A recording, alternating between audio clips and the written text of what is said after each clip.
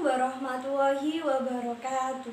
Perkenalkan, nama saya Anggi Wahyuning Pramesti dengan NIM 2002-1040-2087. Saya dari Prodi Pendidikan Bahasa dan Sastra Indonesia, Fakultas Keguruan dan Ilmu Pendidikan Universitas Jember. Pada video kali ini saya akan menjelaskan tentang penggunaan bahasa Indonesia yang baik dan benar.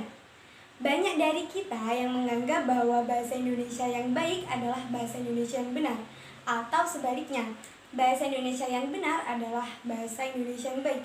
Atau bisa juga kita termasuk ke dalam golongan orang yang terbiasa menggunakan istilah bahasa Indonesia yang baik dan benar. Namun seyogianya kita tidak tahu konsep bahasa Indonesia yang baik itu seperti apa dan konsep bahasa Indonesia yang benar itu seperti apa. Bahasa Indonesia yang baik berbeda konsepnya dengan bahasa Indonesia yang benar.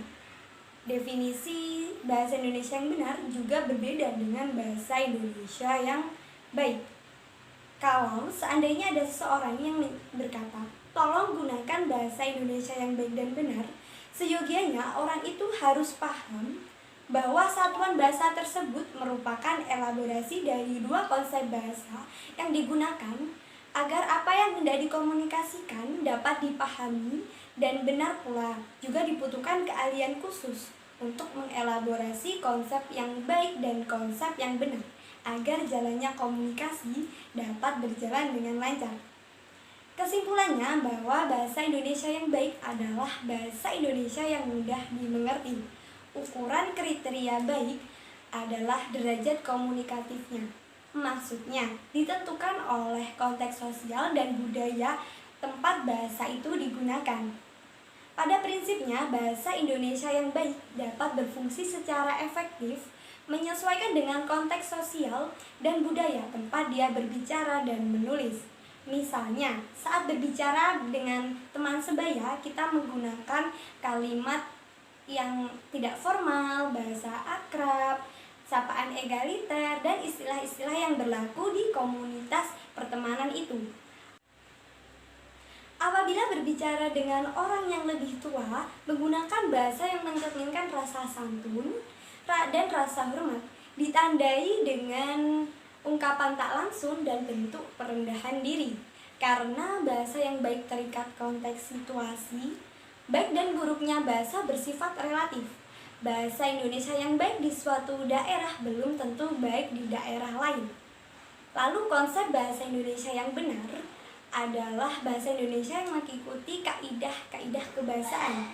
Ukuran kriteria kebenarannya adalah aturan tertulis.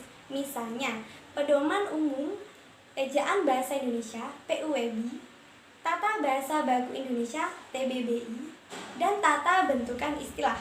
Benar dan salahnya bahasa diukur menggunakan aturan yang jelas dan tegas. Karena alat ukurnya jelas dan tegas ini, maka bahasa yang benar bersifat mutlak di wilayah yang mengikuti keberadaan aturan tertentu. Yang benar di Jawa tentu benar di Sumatera, Kalimantan, Sulawesi, dan daerah lain di Indonesia. Dengan demikian, bahasa Indonesia yang baik dan benar adalah bahasa Indonesia yang mudah dimengerti, sekaligus mengikuti kaidah kebahasaan yang berlaku.